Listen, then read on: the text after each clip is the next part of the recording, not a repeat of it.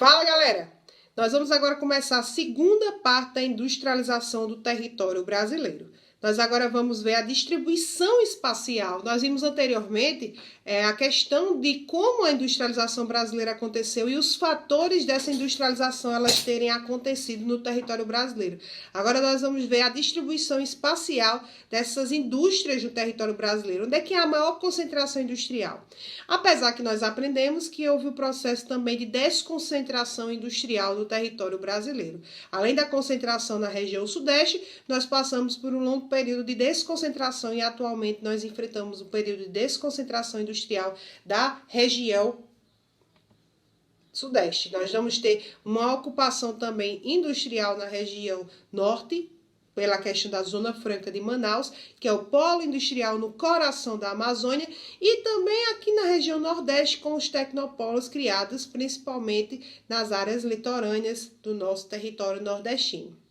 Então, nós vamos ter as unidades fabrios, como, por exemplo, a atração da matéria-prima, a questão da matriz energética, a mão de obra do mercado consumidor também fizeram parte, além da concentração industrial, a desconcentração. Então, a busca por matéria-prima, mão de obra barata, também investimento no setor de transportes foi super importante, foi um divisor de águas no que diz respeito a essa fase da industrialização do território brasileiro. Então, fiquem ligados aí na página 47.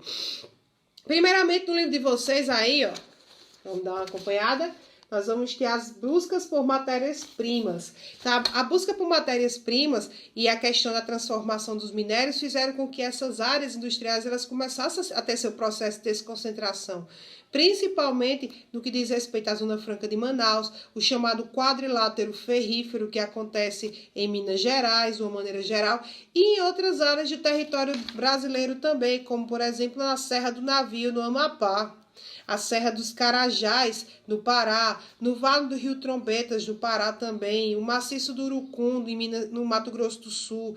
E tudo isso nós vamos ter por conta da busca incessante por matérias-primas. É importante você construir uma indústria próxima à área onde você vai estabelecer as matérias-primas, onde a matéria-prima ela é abundante. Então, é sempre importante salientar que a industrialização brasileira, ela sempre buscou uma área onde a produção de matéria-prima ela fosse abundante. Não adianta você construir uma área que não possui matéria-prima, porque você vai gastar muito mais com transporte e com também a produção e qualificação profissional para retirada, né? Até porque essa busca de matéria-primas envolve também a questão de insumos.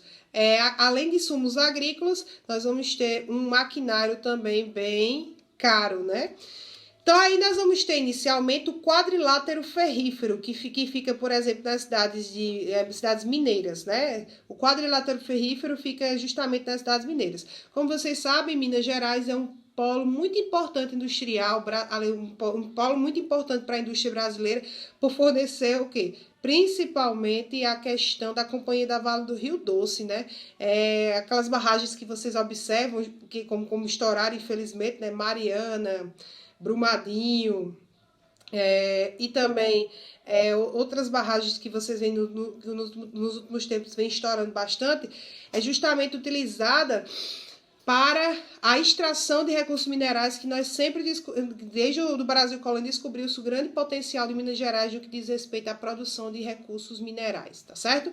Então, as cidades que fazem parte do quadrilátero ferrífero, nós vamos ter Congonhas, Belo Horizonte, Santa Bárbara e Mariana, tá certo? São as chamado quadrilátero ferrífero. Por que quadrilátero ferrífero? Porque são as 4 cidades que são grandes produtoras de minério de ferro. Porque também tem a questão do envolvimento da estrutura geológica, né? Formada no período pré-cambriano. Então, como são rochas formadas no período pré-cambriano, nós vamos ter um alto potencial de formação de jazidas de ferro e de recursos minerais favoráveis para a industrialização. Então, produz, por exemplo, que foi formada no período pré-cambriano há 4 milhões de anos, essa questão das áreas mais do quadrilátero ferrífero. Então, nós vamos ter menores quantidades de nióbio, ouro e alumínio, mas também um grande potencial de fabricação de minério de ferro. O ferro que se extrai do quadrilátero ferrífero vai por grande parte do território brasileiro. Quem é o responsável pela extração do minério de ferro do quadrilátero ferrífero? A Companhia Vale do Rio Doce, que foi inclusive constituída pelo governo de Getúlio Vargas, era uma empresa estatal do governo brasileiro. O que aconteceu nos anos 90, em 1997, durante o governo neoliberal de Fernando Henrique Cardoso, de FHC, ela foi vendida, essa empresa, para um grupo, se eu não me engano, um grupo espanhol. Então, hoje em dia, quem comanda essas extrações de recursos naturais, que é a única empresa que comanda no que diz respeito à extração de recursos naturais no território brasileiro, é a Companhia do Vale do Rio Doce. E na política neoliberal do governo de Fernando Henrique Cardoso, que foi o que antecedeu Lula, ele vendeu a CVRD, que foi constituída pelo governo de Getúlio Vargas, numa perspectiva de tentativa de nacionalizar os recursos naturais, né? Então, o minério de ferro do Vale do Paraopeba é dirigido ao mercado interno e destina-se a metalúrgicas e siderúrgicas. Então, todo o destino da produção da Companhia do Vale do Rio Doce, dessas cidades do quadrilátero ferrífero, elas vão diretamente para indústrias siderúrgicas e indústrias metalúrgicas. São indústrias voltadas ao setor do metal e do aço, de uma maneira geral. Outras empresas aqui no livro de vocês têm citando aí, nós vamos ter situadas no Vale do Aço, como a Uzi Minas, a Aço Minas e a Manesman, que quando localizadas em outros estados, como Cozipa, Cubatão em São Paulo, a CSN Volta Redonda. A CSN também foi fundada durante o governo de Getúlio Vargas, salientemos, que é a Companhia Siderúrgica Nacional, que tem uma história bem interessante, que é um acordo feito com os Estados Unidos para criar a primeira Companhia Siderúrgica Nacional. E ela se localiza em Volta Redonda, no Rio de Janeiro. E também, através do quadrilátero ferrífero, extraído um minério muito importante para a indústria de transformação de ligas metálicas, que é o manganês, que exclusivamente abrange bastante o mercado interno, como composto de siderúrgicas, metalúrgicas, rodas de liga leve, tudo isso, o manganês ele pode ser transformado. Aí tem aí na página 47... um mapinha aí do quadrilátero ferrífero e a formação geológica dos períodos mais remotos das formações geológicas aí. Vocês vão ter o proterozoico, o arqueozoico e o minério de ferro. Então, nós vamos ter as áreas do quadrilátero ferrífero que produz esses minérios, certo? Então, e tem aí o Vale do Aço, né? Aqui no cantinho da página tem a questão do Vale do Aço, a questão da Companhia do Vale do Rio Doce e a importância do Vale do Aço para o território nacional, né? Então, nós vamos ter uma concentração de indústrias siderúrgicas e indústrias metalúrgicas. Passando aí para a página 48, vocês vão ter a Serra do Navio, que fica no Amapá. Essa Serra do Navio, ela possui várias reservas de manganês. Esse reserva de manganês é um minério constituído, inclusive, há milhares de anos e tem exploração, basicamente, do Brasil, inicialmente, pelos Estados Unidos. Atualmente, no caso, nós vamos obter aqui, principalmente aqui no Amapá, mas grande parte desse manganês produzido no Brasil, que inclusive é utilizado no componente de ligas metálicas, ele é produzido aí na Serra do Amapá, na Serra do Navio, no Amapá. Atualmente o local onde é o minério é extraído é desolador, assemelhando-se a uma paisagem lunar, poluído com altos teores de arsênio, elemento tóxico gerado pelo subproduto da exploração do manganês. As companhias americanas já exploraram tanto o manganês dessa área da Serra do Navio no Amapá que dizem que parece uma área lunar. Inclusive, quem quiser dar um Google e dar uma olhadinha nessa Serra do Navio, vocês podem observar que a exploração ela foi tanta que deixou praticamente uma área inóspita, importante na produção desse minério, do manganês, né? Jazidas muito importantes para o território brasileiro. No entanto, a exploração sempre lembrando que era justamente voltada para o mercado externo. Aí tem aí a vista geral da Lagoa Azul, que fica na antiga mina de extração de manganês. Aí nós vamos ter essa área aí. Também está presente no livro de vocês. Nós vamos ter o maciço do Urucum, que fica no Mato Grosso, que é o afloramento de formação cristalina, ou seja, dos períodos mais geológicos pré-cambrianos. Fica na região do Pantanal Mato Grossense, até porque está localizado no Mato Grosso do Sul. E ele é rico também em manganês. O Brasil é um país rico nesse minério, que é o chamado manganês. Manganês é um minério dos períodos geológicos mais remotos e que não é abundante em toda parte do mundo. É utilizado principalmente para a indústria siderúrgica e metalúrgica e também juntamente com a bauxita para criar uma liga metálica mais leve. Esse afloramento cristalino situado no Pantanal Mato Grossense é rico em manganês. As grandes distâncias que o separam dos maiores centros industriais brasileiros são responsáveis pelo destino de grande parte da produção. A Argentina, então, grande parte da produção do manganês, do maciço do Urucum, do Mato Grosso do Sul, elas são voltadas para a Argentina, onde elas são transportadas através de calhas pelos rios o quê? Paraguai e o Paraná. Então, é a questão do regime fluvial para a exportação do manganês para a Argentina, que nossos vizinhos, a Argentina é de suma importância, até porque esse acordo aconteceu no Mercosul. Então, nós vamos ter uma grande exportação dessa parte aí no Pantanal, justamente pelo rio Paraguai e pelo rio Paraná. Então, nós vamos ter a produção do manganês, do maciço do Urucum, voltada principalmente para a Argentina. Mas é o nosso maior parceiro comercial, não há problema. Até porque, às vezes, os produtos transformados com esse manganês retornam para o território brasileiro. Na página 49 aí do nosso G19, nós vamos ter a Serra dos Carajás, que é muito importante a gente dar, que fica no Pará.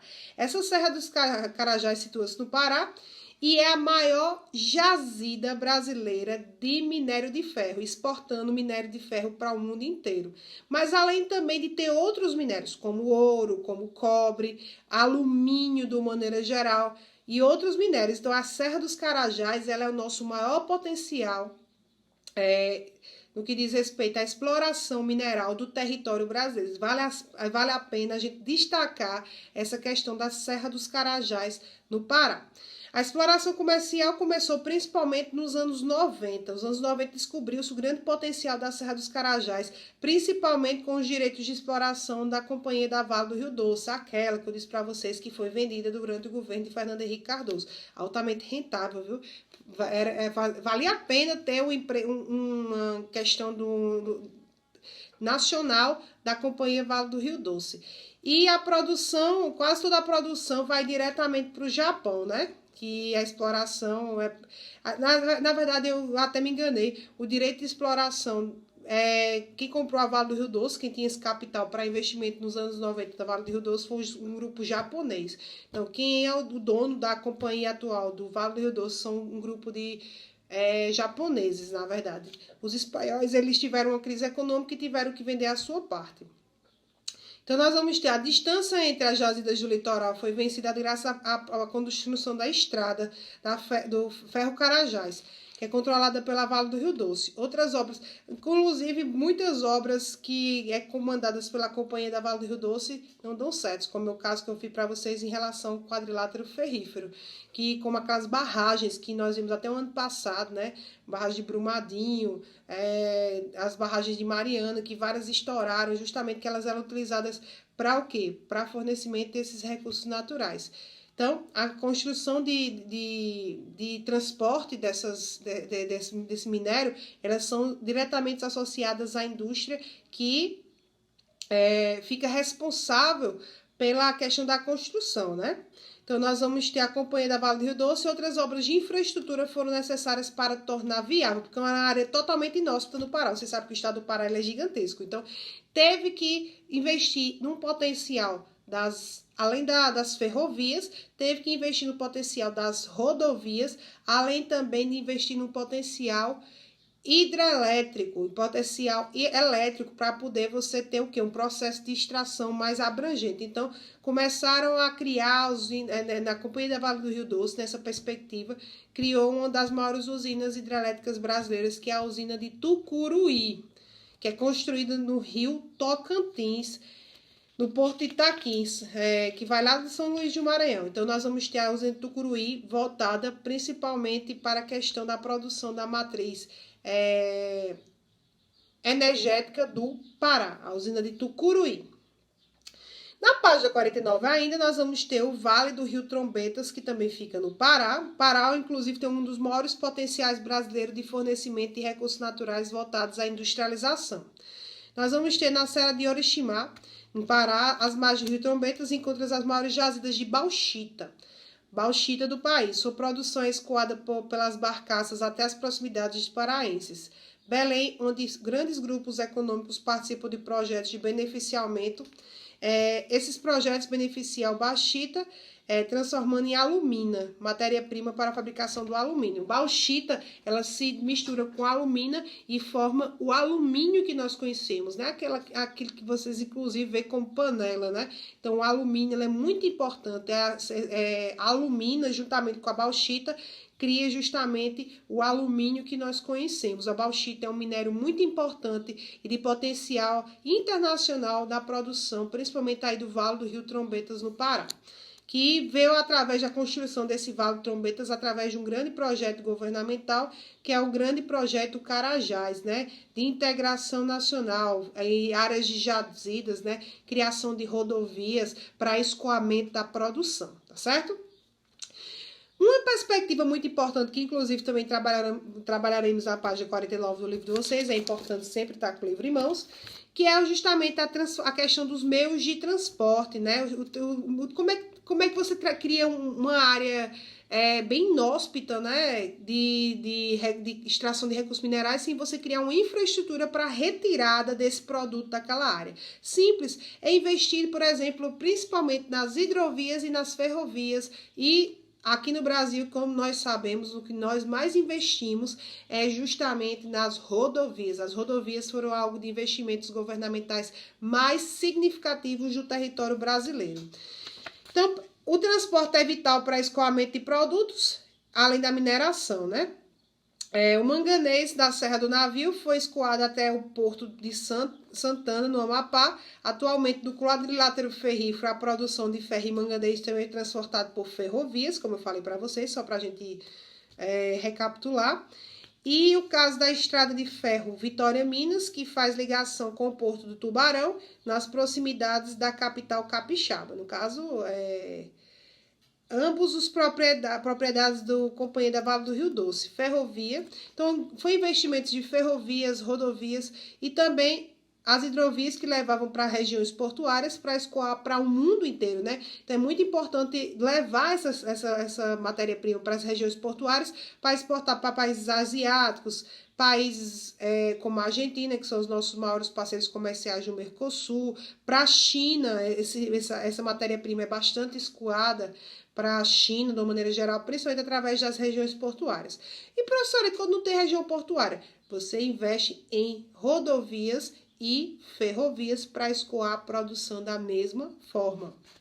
Então, aí nós vamos ter a bauxita do Rio Trombetas, né? Fica principalmente localizada aí na região do Pará, em Orixinabá e Óbidos, próximo aí a Santarém. Na página 50, nós vamos ter a maioria das indústrias brasileiras produzem bens de consumo. Então, nós vamos ter uma indústria voltada não só... A grande parte dessa matéria-prima, ela vai para os países ser exportada. Porque grande parte da nossa produção brasileira é de bens de consumo. Os bens de produção são produzidos por outros países. Então, a transformação desses minérios, ela fica associada a outros países. O sistema, obviamente, a gente estudou como sistema rodoviário, ele foi justamente investido durante o governo do plano de metas de Juscelino Kubitschek, né? A partir dos anos 50. Nos anos 50, o Brasil investiu bastante nesse plano de metas de escoar a produção através da malha rodoviária no território brasileiro, né? Então, e grandes projetos de integração dessas áreas, justamente da região norte do país, que a gente está estudando muito a região norte e centro-oeste, tanto que o plano de metas de Juscelino, ele também criou rodovias que interligassem grande parte do território da região norte às demais regiões do país. Além disso, também criando entradas lá nos Carajás, e também criando um processo muito importante de integração dessa região centro-oeste, que foi justamente a criação de Brasília no governo de Juscelino Kubitschek, né? Aí nós vamos ter a organização da rede, na página 50, vocês vão ter a organização da rede de transporte após o colapso de Café. As redes informacionais, satélites, sistemas de transmissão, centenas de cabos de fibra óticas e terminais de computadores em meios a transporte de cargas e pessoas, hidroviário, ferroviário, aeroviário e rodoviário, são o transporte básico em torno do qual a estrutura do território. Quanto mais intenso o fluxo através dessas redes, mais intensas são as relações econômicas e sociais. Foi muito importante investir nos meios de transporte e, além disso, de comunicação. O Brasil já perdeu bilhões de dólares em relação à questão do atraso dos meios de comunicação em relação a outros países. Então, é muito importante investir em fibra ótica, porque grande parte das relações internacionais comerciais acontecem através do quê? Hoje em dia do celular, da questão do telefone, das bolsas de valores, que não param essas questões de telefonias. Além disso, nós vamos ter muito. O Brasil, como investiu tanto nas indústrias, aliás, a transformação do nosso ponto de transporte rodoviário, muitas ferrovias elas ficaram praticamente inóspitas, elas começaram a não ser utilizadas. O que eu acho um absurdo, né? Porque o Brasil ele tem um grande potencial no que diz respeito à utilização das ferrovias. E depois de 1929, na crise da Bolsa de Valores, aí tem aí 32 mil quilômetros de estrada de ferro foram criados no território brasileiro, né? Justamente para escoar a produção aqui dentro do nosso território. Mas o mais importante de você investir atualmente no território brasileiro é em meios de comunicação, porque aí a vendagem dos seus produtos ela vai ficar muito mais atrativa. No caso do Brasil, vem se investindo nessas áreas, principalmente voltadas à tecnologia. Então, a nossa malha ferroviária ainda não é tão desenvolvida, mas, em compensação, nossas rodovias cortam grande parte do território nacional e grande parte do escoamento da produção acontece pelas rodovias, que nem sempre são tão organizadas, né? Cabo observa aí os caminhoneiros enfrentam vários problemas em relação aos buracos, que é o que mais a gente tem no território brasileiro, tá certo? Isso principalmente depois dos anos 50. Nós vamos ter também a privatização dos transportes no território brasileiro, que aconteceu principalmente nos anos 90, né? Intensificação dos fluxos de transporte foi acelerada, então começaram a se privatizar, né? Como, por exemplo, as vias de ônibus, né? Que a gente observa, que são todas privatizadas, e também o fornecimento de cartéis e oligopólios, né? Oligopólios é quando várias empresas denominam só apenas um setor, tá certo? Então, ó, nós chegamos por dar um fim agora nessa nossa aula, para que vocês possam fazer a atividade e na próxima aula a gente corrigir essa atividade. Qualquer dúvida que vocês tiverem, vocês podem me chamar. Dê uma leitura nesse G19, que ela é de suma importância. Por quê? Inclusive façam pesquisas, tirem dúvidas, porque é um conteúdo bastante importante para o Enem, porque isso aí nós vamos falar de Serra das Trombetas, quadrilátero ferrífero, são as áreas industriais, são as concentrações industriais do território brasileiro. Então, tirem dúvidas se vocês vão fazer a atividade da página 52 até a página 56, tá certo? Então, ou então eu dei vídeo se eu achar muita coisa para vocês, tá certo? Então, um beijo. Até sexta-feira. Valeu! Sexta-feira a gente começa uma parte bem massa, que é a matriz energética do território brasileiro na industrialização. Então, até lá, galera! Fui!